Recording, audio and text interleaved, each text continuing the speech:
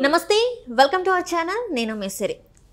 తెలంగాణలో కాంగ్రెస్ ప్రభుత్వం అంటే రేవంత్ రెడ్డి సర్కారు పడిపోతుందని చెప్పేసి వార్తలు వస్తున్నాయి. అంటే కాంగ్రెస్ ప్రభుత్వం వచ్చినప్పటి నుంచి తెలంగాణలో కాంగ్రెస్ ప్రభుత్వం పడిపోతుంది. ఇది 3 నెలలు 6 నెలలు ఉండే ప్రభుత్వమే, చీరితో ఊడిపోయే ముక్కు అనేట్టు చాలామంది ప్రతిపక్ష నేతలు అయితే చెప్పడం జరిగింది. అయితే ఇప్పుడు రేవంత్ రెడ్డి గారే స్వయంగా నా ప్రభుత్వాన్ని కూల్చే కుట్ర జరుగుతుందని చెప్పడం జరిగింది. సో ఇంటెలిజెన్స్ రిపోర్ట్ అయితే ఏమిస్తుంది? సో ఈ అంశాన్ని మనకి వివరించడానికి మనతో పాటు ఉన్నారు TDP official spokesperson Suryadevara Latha garu. నమస్కారం మేడం. నమస్తే. మనం ఇప్పుడు చూస్తుంటే తెలంగాణలో రేవంత్ రెడ్డి గారి ప్రభుత్వం కూలిపోయే అవకాశం ఉంది అని చెప్పేసి రేవంత్ రెడ్డి గారే స్వయంగా చెప్పడం జరిగింది. అసలు దీన్ని ఎలా చూడాలి? నిజంగానే మరి కాంగ్రెస్ ప్రభుత్వం పడిపోయే అవకాశం ఉందా తెలంగాణలో? ఎందుకంటే కాంగ్రెస్లో ఎప్పుడూ కూడా ఇవి అయితే ఖచ్చితంగా ఉంటుంది. ఒకళ్ళు ముందుకు వెళ్తుంటే వెనకాల 4 లాగటం. ఎందుకంటే అది సెంట్రల్ ఇది కాబట్టి వాళ్ళ అధిష్టానం అక్కడ ఉంటుంది కాబట్టి అది బీజేపీలే కన్నా కూడా ఎక్కువ కాంగ్రెస్లో ఉంటుంది. బీజేపీ ఎట్లన్నా అనుకున్నా, నేషనల్ పార్టీ అనుకున్నా కూడా బీజేపీలో తక్కువే అనిపిస్తుందేమో. కాంగ్రెస్లో అయితే అది ఎందుకో స్వేచ్ఛ ఎక్కువేమో వాళ్ళకి. ఖచ్చితంగా వాళ్ళకి ఎప్పుడూ కూడా అంటే ఇది వరకు గతంలో కూడా ఎప్పుడూ ఇలాగే 6 నెలలు సంవత్సరంకి ఒక్కొక్క సీఎంలు మారటం, మహా చేస్తే 2 సంవత్సరాలు చేస్తే ఆ సీఎం గొప్ప అన్నట్టు ఉండేది. ఎందుకంటే ఎప్పుడు కూడా మార్పులు అనేది వాళ్ళలో సహజంగా ఉండేది. అది ఒక టైంలో రాజశేఖర్ రెడ్డి గారు వచ్చాక దాన్ని ఒకసారి బ్రేక్ చేయడం జరిగింది. తర్వాత రేవంత్ గారు కూడా అది చేస్తారేమో అనుకుంటున్న తరుణంలో ఇప్పుడు స్టార్ట్ అవుతున్నాయి కదా. అంటే ఆయన ఏదో నా ప్రభుత్వాన్ని కూల్చాలనే కుట్ర జరుగుతుంది అన్న మాట అన్నారే కానీ ఆయన ఏం భయపడడం లేదు.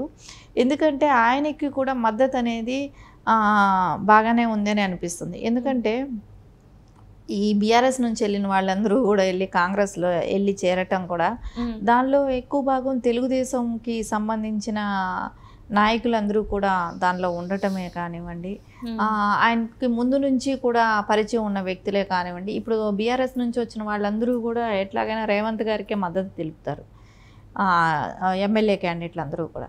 సో ఆయన అందుకేనేమో బలం పెంచుకోవటం కోసమే బయట పార్టీల నుంచి వచ్చే వాళ్ళకందరికీ కూడా ఆహ్వానం పలుకుతున్నారేమో. సో ఎందుకంటే రేపు ఎప్పుడైనా కూడా దీనిలో తిరుగుబాటు జరిగి కొంతమంది ఎమ్మెల్యేలు అంటూ చీలితే, సో నాకంటూ బలం ఉండాలి అనే ఒక రీజన్తో ఏమైనా ఆయన పక్క పార్టీల్లో నుంచి వచ్చే ఎమ్మెల్యేలని ఆయన ఆహ్వానిస్తున్నారేమో. ఇవన్నీ కూడా ఎప్పుడు కూడా దానిలో ఉండేటివే. కాకపోతే దాన్ని ఎదుర్కొంటూ ముందుకు వెళ్ళటం అనేదే కాంగ్రెస్ పార్టీలో ఉంటుంది కాబట్టి. సో ఆయనకి ఏదైనా పొంగులేటి గారితో ఉంది అనేది అయితే అందరికీ తెలిసిన విషయమే. ఎందుకంటే పొంగులేటి గారు అలా ఆయన అయితే అనట్లేదు, బహిరంగంగా ఎక్కడ చెప్పట్లేదు. సో జస్ట్ ఇది రూమర్ లాగానే అట్లా పాస్ ఆన్ అవుతుందే కానీ ఆయన బహిరంగంగా ఎక్కడ చెప్పట్లేదు. ఆయన అయితే కొంతమంది ఎమ్మెల్యేలు ఆయన టచ్లో ఉన్నారు, సో అందుకని ఎప్పుడైనా కూడా చీల్చే అవకాశం ఉంది అనేది టాక్ నడుస్తుంది. కానీ జరిగినా కూడా రేవంత్ గారు స్థిరంగానే ఉండగలుగుతారేమో అనిపిస్తుంది. ఎందుకంటే బీఆర్ఎస్కి ఇప్పుడు మెజారిటీ లేదు, ఎందుకంటే దానిలో నుంచి ఎమ్మెల్యేలు తగ్గిపోయారు. సో దాని మూలాన రేవంత్ గారికి అవకాశం ఉంటుందేమో. ఎందుకంటే ఇప్పుడు ఇక్కడికి వచ్చేటప్పటికి అంతా కన్ఫ్యూజ్ అయిపోయి ఉంటుంది. ఏ పార్టీ లీడర్లు ఎమ్మెల్యేలు ఎక్కడున్నారు ఏమిటో కూడా మనకు తెలియదు. ఇప్పుడు అంతా కన్ఫ్యూజ్లో ఎలా ఉంటుంది, రేపు సీఎంకి ఎవరు మద్దతు ఇస్తారో అసెంబ్లీ అన్నట్టే అనిపిస్తుంది.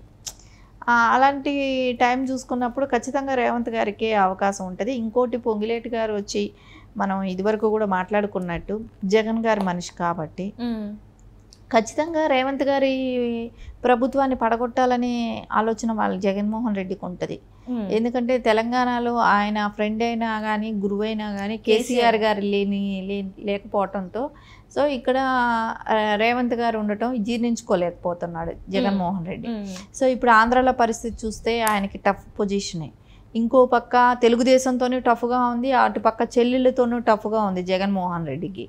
సో ఆయనకి అనుచరుల్లాగాను కొంచెం ఫ్రెండ్గాను ఏదైనా అనుకోనివ్వండి పొంగులేటి గారు ఉన్నారు కాబట్టి ఆయన త్రూ దాన్ని బ్రేక్ చేపిద్దాం రేవంత్ గారు ఇదేమైనా ఒక ప్లాన్ ఉండొచ్చు. ఖచ్చితంగా దాన్ని ఏదైనా ఫేస్ చేయగలరనే అనిపిస్తుంది రేవంత్ గారు. ఎందుకంటే ఆయనకి కూడా మద్దతు ఉంది కాబట్టి. ఎందుకంటే సీనియర్లు ఎంత తీసుకున్నా కూడా అంటే పొంగులేటి గారు ఈ మధ్య పార్టీలోకి వచ్చారు కాంగ్రెస్ లాకైనా. సో బిఫోర్ నుంచే కొంచెం ముందే రేవంత్ గారు వెళ్ళి జాయిన్ అవ్వటమే కానివ్వండి, అక్కడున్న సీనియర్లు కూడా తీసుకుంటే కూడా రేవంత్ గారికి కొంచెం ఇప్పుడు అందరూ కొంచెం సెట్ అవటమే కానివ్వండి, అందరినీ కలుపుకుపోవటమే కానివ్వండి, అవన్నీ రేవంత్ గారు చేస్తున్నారు కాబట్టి ఖచ్చితంగా రేవంత్ గారికే ఎక్కువ మద్దతు దొరికే అవకాశం ఉంది. అంటే ఇక్కడ చూస్తున్నట్టయితే మహారాష్ట్రలో జరిగిన ఏదైతే ఉందో మళ్ళీ ఇక్కడ అదే సీన్ రిపీట్ అయిపోతుంది అని చెప్పేసి అంటున్నారు. అంటే ఏక్నాథ్ షిండే లాగానే ఇక్కడ కూడా మళ్ళీ పొంగులేటి గారు బీజేపీలోకి వెళ్ళి కాంగ్రెస్ ప్రభుత్వాన్ని పడగొట్టే అవకాశం ఉందని అంటున్నారు. మరి బీజేపీలోకి వెళ్తారంటారా మరి పొంగులేటి శ్రీనివాస్ గారు? బీజేపీకి ఒకవేళ వెళ్ళాడే అనుకుందాం. సో బీఆర్ఎస్ నుంచి వచ్చిన ఎమ్మెల్యేలు రేవంత్ గారికి సపోర్ట్ చేస్తారుగా. సో బీజేపీకి అంతమంది ఎమ్మెల్యేలు లేరు కదా, అంత చెప్పుకోదగ్గ స్కోర్ అయితే బీజేపీకి లేదు. సో మహా అయితే పొంగులేటి గారితో ఎంతమంది వెళ్తారు? వెళ్ళిన వాళ్ళని పోల్చుకుంటే బీఆర్ఎస్లో ఉన్న వాళ్ళందరూ కూడా రేవంత్కి సపోర్ట్ చేస్తున్నారు. ఇప్పుడే ఆల్రెడీ షిఫ్ట్ అయ్యారు. రేపు పొద్దున ఎలక్షన్స్ తర్వాత ఇంకెంతమంది వెళ్తారో. ఖచ్చితంగా అయితే బీఆర్ఎస్లో నుంచి వెళ్ళిన నాయకులందరూ కూడా అంటే ఎమ్మెల్యే క్యాండిడేట్స్ అందరూ కూడా రేవంత్ గారికి సపోర్ట్ చేస్తారు. ఫస్ట్ నుంచి చూస్తున్నా కూడా ప్రభుత్వం వచ్చినప్పటి నుంచి ఆ డే 1 నుంచి కూడా కాంగ్రెస్ ప్రభుత్వం అంటే రేవంత్ రెడ్డి మహా అయితే 6 నెలలు పరిపాలిస్తాడేమో ముఖ్యమంత్రిగా, ఆ తర్వాత మాత్రం ఆయన ప్రభుత్వం ఉండదు అని చెప్పేసి ప్రతిపక్షాలు గట్టిగా వాదించాయి. సో ఇప్పుడు చూస్తే మళ్ళీ తనంతట తాను చెప్పడం వల్ల ఎక్కడో తనకు కూడా ఇది తెలుసు అన్నట్టుగా అనిపిస్తుంది. అది అందులో వాస్తవం ఉందంటారా మేడం? మరి ఎందుకంటే ఇక్కడ ఇది వరకు ఏదైనా జరిగితే అధిష్టానమైన కాంగ్రెస్ అక్కడ నాయకులు మార్చేవాళ్ళు, అంతేగాని గవర్నమెంట్ పడిపోవటం అంటూ ఉండేది కాదు. అంటే నాయకుల్ని మార్చుకునేవాళ్ళు. సో ఒక సీఎం ఉన్నారనుకో తీసేసి ఇంకో సీఎం అని పెట్టుకునే వాళ్ళు వాళ్ళ నాయకునే, అంతేగాని అంతకుమించి డిస్టర్బెన్స్ ఏం పెద్ద ఉండేది కాదు. ఇప్పుడు మీరు అనేది ఎట్లా ఉంది, ఆయన వెళ్ళిపోయి వేరే పార్టీలో జాయిన్ అవుతాడని, బీజేపీలోకి వెళ్తాడనేది అంత మ్యాజిక్ ఫిగర్ రావటం అనేది బీజేపీకి వెళ్ళినా కూడా కష్టమే. పొంగులేటి గారికి అంత సామాన్యంగా రాదు. అంటే మేబీ సెంట్రల్లో గవర్నమెంట్ ఉంది కాబట్టి వస్తారేమో అనుకోవటానికి కూడా కష్టమే. ఎందుకంటే అక్కడ అన్ని సీట్లు ఒకేసారి పార్టీ మారి వెళ్ళటం అనేది కూడా కష్టమే అవుతుంది. ఎందుకంటే కాంగ్రెస్ లీడర్స్ ఎప్పటి నుంచో ఉన్న సీనియర్ కాంగ్రెస్ లీడర్స్ ఉంటారు కాబట్టి వాళ్ళు ఎలాగో వెళ్ళరు.